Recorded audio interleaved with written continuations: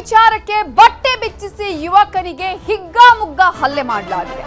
Kidnap ಮಾಡಿ ಯುವಕನ ಮರ್ಮಾಂಗಕ್ಕೆ ಒದ್ದು ಹಲ್ಲೆಯನ್ನ ಮಾಡಿದ್ದಾರೆ. ಹಲ್ಲೆ ಮಾಡುವಾಗ ಈ ಹಿಂದೆ ಕಳೆದ ವರ್ಷ ರೇಣುಕಾಸ್ವಾಮಿ ಮೇಲೆ ಹಲ್ಲೆಯ ನಡೆಸಲಾಯಿತಲ್ಲ ದರ್ಶನ್ ಅಂಡ್ ಗ್ಯಾಂಗ್, ಆ ವಿಚಾರವನ್ನ ಕೂಡ ಉಲ್ಲೇಖ ಮಾಡ್ತಾರೆ ಈ ಗ್ಯಾಂಗ್. ಮಾಜಿ ಪ್ರೇಯಸ್ಸಿಗೆ ಅಶ್ಲೀಲ ಮೆಸೇಜ್ ಅನ್ನ ಕುಶಾಲ್ ಅನ್ನುವಂತಾತ ಕಳಿಸಿದ್ದ. ತನ್ನ ಗೆಳೆಯನಿಗೆ ಹೇಳಿ ಕುಶಾಲನ್ನ ಕಿಡ್ನಾಪ್ ಮಾಡಿಸಿ ಹಲ್ಲೆಯನ್ನ ಮಾಡಲಾಗಿದೆ. ಹಲ್ಲೆಗೊಳಗಾದ ಕುಶಾಲ್ ಹಾಗೇನೆ ತಾಯಿ ದೂರನ್ನ ಕೊಟ್ಟಿದ್ದಾರೆ. ಹಲ್ಲೆಯ ಕೇಸ್ನಲ್ಲಿ ಇರೋರೆಲ್ಲರೂ ಕೂಡ ಕಾಲೇಜು ವಿದ್ಯಾರ್ಥಿಗಳು. ಹಲ್ಲೆ ಪ್ರಕರಣಕ್ಕೆ ಅಪ್ರಾಪ್ತ ಯುವತಿಯದ್ದೇ ಪ್ಲಾನ್ ಆಗಿತ್ತಂತೆ. ಘಟನೆ ಬಗ್ಗೆ ಡಿಸಿಪಿ ಸೈದುಲ್ ಅದಾವತ್ ವಿವರಣೆಯನ್ನ ಕೂಡ ಕೊಟ್ಟಿದ್ದಾರೆ. ನೋಡಿ, ಚಿಕ್ಕ ಚಿಕ್ಕ ವಯಸ್ಸಲ್ಲಿ ಅಪ್ರಾಪ್ತ ಏಜಲ್ಲಿ ಎಂತೆಂತಹ ಮನಸ್ಥಿತಿ ಇದೆ, ಏನೆಲ್ಲ ಪ್ಲಾನ್ಗಳು ಬರುತ್ತೆ ಇವರಿಗೆ ಓದುವ ಸಮಯದಲ್ಲಿ. ಈಗ ಇಂತಹ ಕೃತ್ಯಗಳನ್ನ ಮಾಡುವಂತಹ ಪ್ಲಾನ್ ಅನ್ನ ಮಾಡಿಕೊಂಡು ಹಲ್ಲೆಯನ್ನ ಮಾಡುವುದು, ಆ ರೀತಿಯಾಗಿ ಕೆಟ್ಟ ರೀತಿಯಲ್ಲಿ ವರ್ತನೆಯನ್ನ ಮಾಡುವುದು. ಆತ ಕೂಡ ಅಷ್ಟೇ ಅಶ್ಲೀಲ ಮೆಸೇಜ್ ಅನ್ನ ಕಳುಹಿಸ್ತಾ ಇದ್ದ. ಇದಕ್ಕೆ ಇವರು ಪ್ಲಾನ್ ಮಾಡಿ ಆತನಿಗೆ ಹಲ್ಲೆಯನ್ನ ಮಾಡಿದ್ದಾರೆ.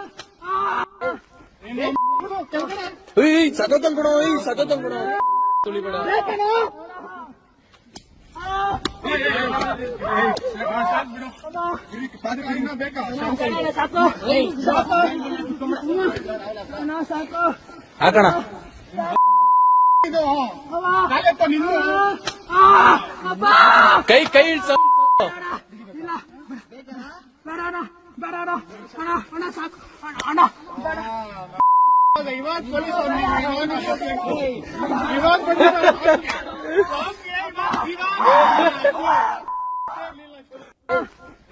ಅವರೆಲ್ಲರೂ ಅದೇ ಕಾರ್ನಲ್ಲಿ, ಅವ್ರ ಜೊತೆ ಕಾರ್ನಲ್ಲಿ ಬಾಲಕಿ ಮತ್ತು ಈ 4 ಜನ ಅಕ್ಯೂಸ್ಡ್ಗಳು ಎಲ್ಲರೂ ಸೇರಿ ಮನೆಗೆ ಬಂದು ಅವರು ಮೊಬೈಲ್ನ ತಗೊಂಡೋಗಿ ಮತ್ತು ಅವ್ರನ್ನೂ ಅವ್ರ ಜೊತೆಗೆ ಅವ್ರ ತಾಯಿ ಕೇಳಿ ಅವ್ರ ಜೊತೆ ಅವ್ರಿಗೇನು ಕರ್ಕೊಂಡೋಗಿ ಅಲ್ಲಿಂದ ಒಂದು ಆಲೂರು ಅಂತ ಒಂದು ಪ್ಲೇಸ್, ಮಾದನಕನಹಳ್ಳಿ ಪೊಲೀಸ್ ಸ್ಟೇಷನ್ ಲಿಮಿಟ್ಸ್ಗೆ ಒಂದು ಖಾಲಿ ಪ್ರದೇಶಕ್ಕೆ ಕರ್ಕೊಂಡೋಗಿ ಅಲ್ಲಿ ಅವ್ರನ್ನ ಅಸಾಲ್ಟ್ ಮಾಡುವಂಥದ್ದು, ಅಂದರೆ ಬಟ್ಟೆ ಬಿಚ್ಚಿ ಮತ್ತು ಒಂದು ಅವಮಾನ ಮಾಡುವಂಥದ್ದು ಮತ್ತು ವಿಡಿಯೋ ರೆಕಾರ್ಡ್ ಮಾಡುವಂಥದ್ದು ಆಗಿರುತ್ತದೆ ಅಂತ ಹೇಳಿ, ಮತ್ತು ಅವ್ರ ಮೊಬೈಲ್ನ ತಗೊಂಡಿದ್ದಾರೆ, ಕಿತ್ಕೊಂಡು ಹೋಗಿದ್ದಾರೆ ಅಂತ ಹೇಳಿ ಒಂದು ಕಂಪ್ಲೇಂಟ್ ಕೊಟ್ಟಿದ್ದಾರೆ. ಅದು ಆಧಾರದ ಮೇಲೆ ನಾವು ಕಿಡ್ನಾಪ್ ಮತ್ತು ರಾಬರಿ ಸೆಕ್ಷನ್ಸಲ್ಲಿ ಅಡಿನಲ್ಲಿ FIR ಮಾಡಿದ್ದೀವಿ ಆನ್ 1st ಜುಲೈ.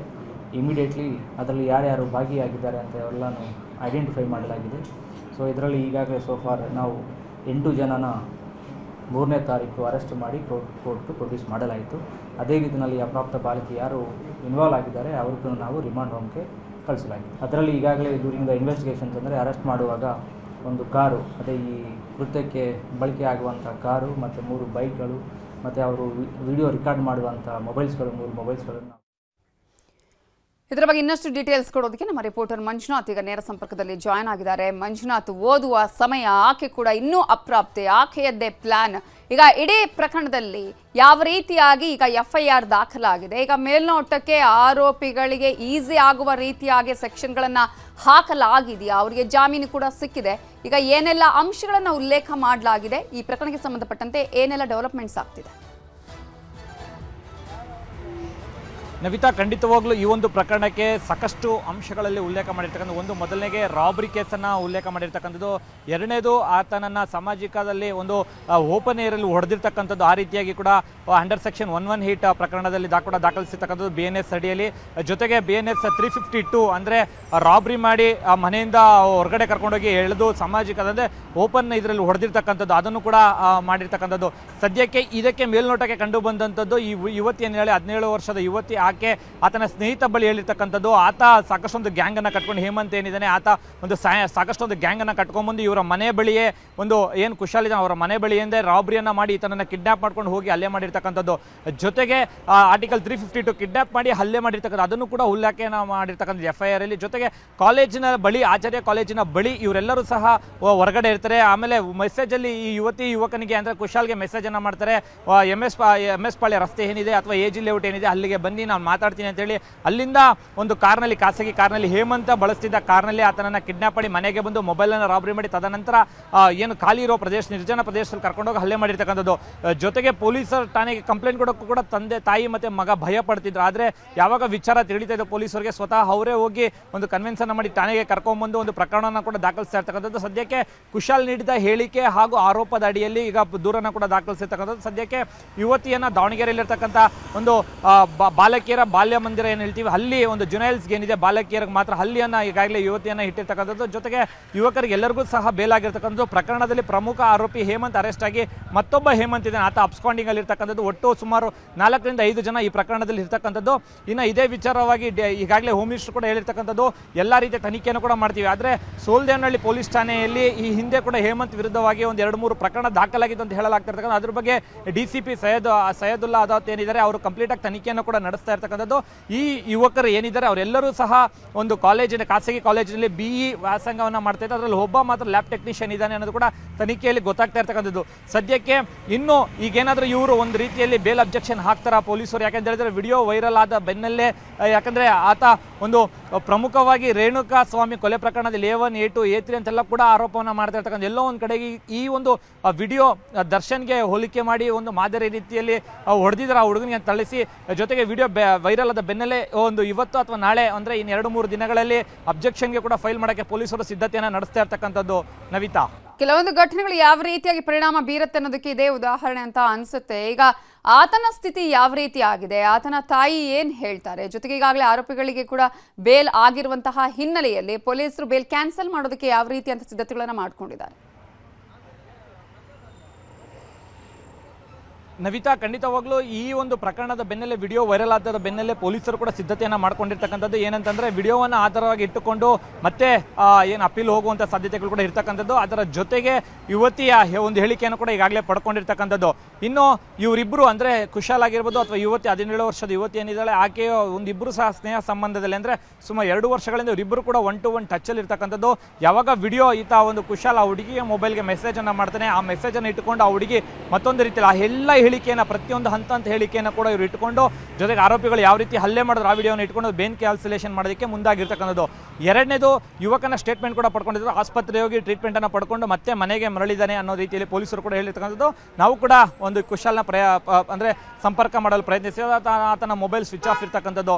ಇನ್ನು ಕೆಲವೇ ದಿನಗಳಲ್ಲಿ, 2-3 ದಿನಗಳಲ್ಲೇ ಪೊಲೀಸರು ಒಂದು ಅಪ್ಲಿಕೇಶನ್ ಅನ್ನು ಹಾಕಿ ಬೇಲ್ ಕ್ಯಾನ್ಸಲೇಷನ್ ಮಾಡೋದಕ್ಕೂ ಕೂಡ ಪ್ರಯತ್ನ ಪಡ್ತಾ ಇದ್ದಾರೆ. Navitha, thank you Manjunath ಡೀಟೇಲ್ಸ್ಗೆ.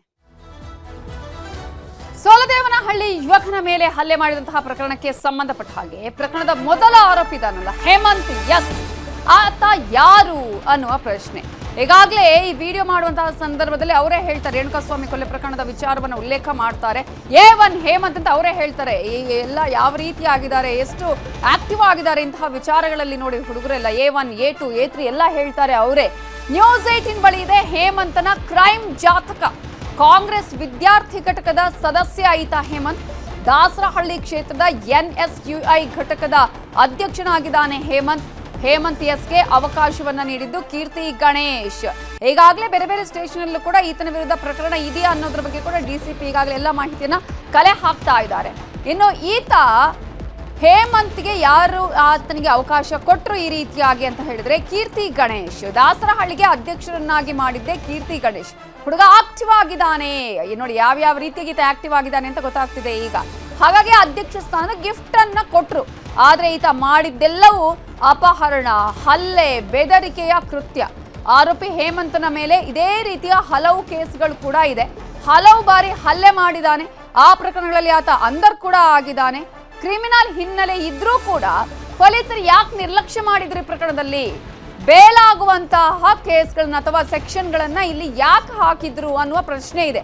ಗಂಭೀರ ಪ್ರಕರಣ ಅಂತ ಯಾಕೆ ನೋಡ್ಲಿಲ್ಲ ಈ ಪ್ರಕರಣವನ್ನ ಪೊಲೀಸರು?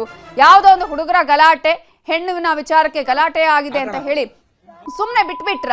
ಜಾಮೀನು ಸಿಗುವಂತಹ, ಸ್ಟೇಷನ್ ಬೇಲ್ ಸಿಗುವಂತಹ ಸೆಕ್ಷನ್ಗಳನ್ನ ಹಾಕಿದ್ರ? ಇಷ್ಟು ದೊಡ್ಡ ಮಟ್ಟದಲ್ಲಿ ಈ ತರದ ಒಂದು ಘಟನೆ ಆಗಿದೆ. ಅದರಲ್ಲೂ ಪ್ರಮುಖವಾಗಿ ನಾವಿಲ್ಲಿ ಗಮನಿಸಬೇಕು, ಇಲ್ಲಿ ಹೇಗೆ ಈ ಒಂದು ಪ್ರಕರಣಕ್ಕೆ ಸಂಬಂಧಪಟ್ಟ ಹಾಗೆ ಕೇಸ್ಗಳನ್ನ ಇಲ್ಲಿ ಹಾಕಲಾಗಿದೆ ಅಂದ್ರೆ ಸೆಕ್ಷನ್ ಹಾಕಲಾಗಿದೆ ಅಂತ. ಈಗ ಆರೋಪಿಗಳಿಗೆ ಕೋರ್ಟ್ ಬೇಲ್ ಸಿಕ್ಕಿದೆ. ಈಗ ವೇಲನ್ನ ಪಡ್ಕೊಂಡಿದ್ದಾರೆ ಆರೋಪಿಗಳು ಎಲ್ಲರೂ ಕೂಡ.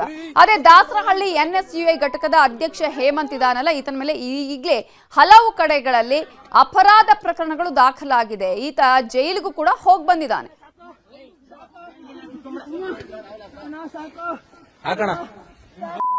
ಇದೇ ವಿಚಾರಕ್ಕೆ ಸಂಬಂಧಪಟ್ಟ ಹಾಗೆ ಇನ್ನಷ್ಟು ಡೀಟೇಲ್ಸ್ ಅನ್ನ ಕೊಡೋದಕ್ಕೆ ನಮ್ಮ ರಿಪೋರ್ಟರ್ ಕಾರ್ತಿಕ್ ಈಗ ನೇರ ಸಂಪರ್ಕದಲ್ಲಿ ಜಾಯ್ನ್ ಆಗಿದ್ದಾರೆ. ಕಾರ್ತಿಕ್, ಈಗಾಗಲೇ ಒಂದ್ ಕಡೆ ಈತನ ಹಿನ್ನೆಲೆಯನ್ನ ಗಮನಿಸಿದ್ರೆ ಕ್ರಿಮಿನಲ್ ಹಿನ್ನೆಲೆ ಕೂಡ ಈತನಿಗೆ ಇದೆ, ಜೊತೆಗೆ ಈತನಿಗೆ ಪೊಲಿಟಿಕಲ್ ಬ್ಯಾಕ್ ಗ್ರೌಂಡ್ ಕೂಡ ಇದೆ. ಆದ್ರೆ ಪೊಲೀಸರ ನಿರ್ಲಕ್ಷ್ಯವು ಕೂಡ ಕಾಣಿಸ್ತಾ ಇದೆ ಈ ಪ್ರಕರಣದಲ್ಲಿ, ಇಷ್ಟೆಲ್ಲ ಇದ್ರು ಅಂತ ಹೇಳಿ. ಪ್ರಮುಖವಾಗಿ ಈತನ ಹಿನ್ನೆಲೆಯನ್ನ ಇನ್ನಷ್ಟು ಹೇಳ್ತಾ ಹೋಗೋದಾದ್ರೆ ನವಿತಾ, ಸೋಲದೇವನಹಳ್ಳಿಯಲ್ಲಿ ಏನು ಯುವಕರ ಗ್ಯಾಂಗ್ ಒಂದು ಯುವಕನಿಗೆ ಹೀನಾಯವಾಗಿ ಅವನ ಮೇಲೆ ಹಲ್ಲೆಯನ್ನ ಮಾಡಿತ್ತು. ಆ ಒಂದು ವಿಡಿಯೋ ಕೂಡ ವೈರಲ್ ಆಗಿತ್ತು.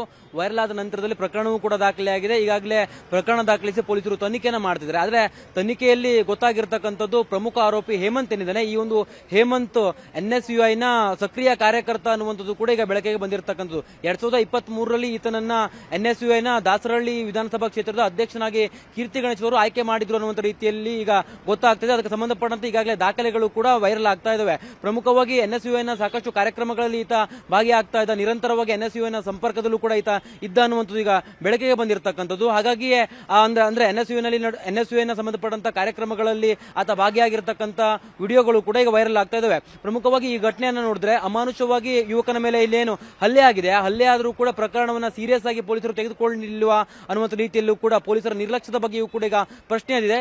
ಈ ಒಂದು ಪ್ರಶ್ನೆ ಎದ್ದಿರುವಂತಹ ಸಂದರ್ಭದಲ್ಲಿ NSUI ಕಾರ್ಯಕರ್ತನಾಗಿರ್ತಕ್ಕಂಥ ಹೇಮಂತ್ ಇಲ್ಲಿ ಪ್ರಮುಖ ಆರೋಪಿ ಆಗಿರುವಂತಹ ಹಿನ್ನೆಲೆಯಲ್ಲಿ ಎಲ್ಲೋ ಒಂದ್ ಕಡೆ ಪ್ರಭಾವ ಬೀರ್ತಾ ಈ ಒಂದು ಪ್ರಕರಣದಲ್ಲಿ ಅನ್ನುವಂಥದ್ದು ಕೂಡ ಈಗ ಬೆಳಕಿಗೆ ಬರ್ತಾ ಇರತಕ್ಕಂಥದ್ದು. ಜೊತೆಗೆ ಈ ಒಂದು ಪ್ರಶ್ನೆಯೂ ಕೂಡ ಸಹಜವಾಗಿ ಮೂಡ್ತದೆ. ಯಾಕಂದ್ರೆ NSUI ಕಾರ್ಯಕರ್ತ ಆಗಿರ್ತಕ್ಕಂಥ ಹಿನ್ನೆಲೆಯಲ್ಲಿ ಇಲ್ಲೆಲ್ಲ ಒಂದ್ ಕಡೆ ಪ್ರಕರಣವನ್ನ ಅಂದ್ರೆ ತಕ್ಕ ಮಟ್ಟಿಗೆ ಮುಚ್ಚಿ ಹಾಕುವಂತ ಕೆಲಸ ಅಥವಾ ಆ ಒಂದು ಪ್ರಕರಣವನ್ನ ದೊಡ್ಡ ಮಟ್ಟದ ಅಲ್ಲಿ ಸೆಕ್ಷನ್ಗಳನ್ನ ಹಾಕುವಂತ ಅವಕಾಶ ಇದ್ರೂ ಕೂಡ ಅದು ಅಂದ್ರೆ ಬೇಲ್ ಸಿಗುವಂತ ಸೆಕ್ಷನ್ಗಳನ್ನ ಏನಾದ್ರು ಪೊಲೀಸರು ಪ್ರಭಾವ ಮೇಲೆ ಹಾಕದ್ರ ಅನ್ನುವಂತ ಪ್ರಶ್ನೆಯೂ ಕೂಡ ಸಹಜವಾಗಿ ಮೂಡ್ತಾ ಇದೆ. ಜೊತೆಗೆ ಈಗ ಹೇಮಂತ್ ಅನ್ನುವಂತ ಏನು ವ್ಯಕ್ತಿ ಇದ್ದಾನೆ, ಈತನೇ ಆ ಒಂದು ಪ್ರಕರಣದ ಪ್ರಮುಖ ಆರೋಪಿ ಅನ್ನುವಂಥದ್ದು ಗೊತ್ತಾಗ್ತದೆ. ಜೊತೆಗೆ ಈ ಹಿಂದೆಯೂ ಕೂಡ ಆತನ ಮೇಲೆ ಸಾಕಷ್ಟು ಪ್ರಕರಣಗಳು ಕೂಡ ದಾಖಲಾಗಿದ್ವು ಅನ್ನುವಂತ ಮಾತನ್ನು ಕೂಡ DCP ಅವರು ಹೇಳ್ತಾ ಇದ್ರು. ಹಾಗಾಗಿ ಸಹಜವಾಗಿ ಇದು ರಾಜಕೀಯವಾಗಿಯೂ ಕೂಡ ತಿರುಗುವಂತಹ ಸಾಧ್ಯತೆಗಳು ಕೂಡ ಇರತಕ್ಕಂಥದ್ದು. ವಿಪಕ್ಷಗಳು ಸರ್ಕಾರದ ವಿರುದ್ಧ ಸಾಕಷ್ಟು ಟೀಕೆಯನ್ನು ಮಾಡುವಂತಹ ಸಾಧ್ಯತೆಗಳು ಕೂಡ ಇರತಕ್ಕಂಥದ್ದು. ಯಾಕಂದ್ರೆ ಈಗಾಗಲೇ NSUI ಕಾರ್ಯಕರ್ತ ಅನ್ನುವಂಥದ್ದು ಏನು ಬಹಿರಂಗ ಆಗಿರುವಂತಹ ಹಿನ್ನೆಲೆಯಲ್ಲಿ ಕಾಂಗ್ರೆಸ್ ಸರ್ಕಾರವೇ ರಾಜ್ಯದಲ್ಲಿ ಅಧಿಕಾರದಲ್ಲಿದೆ.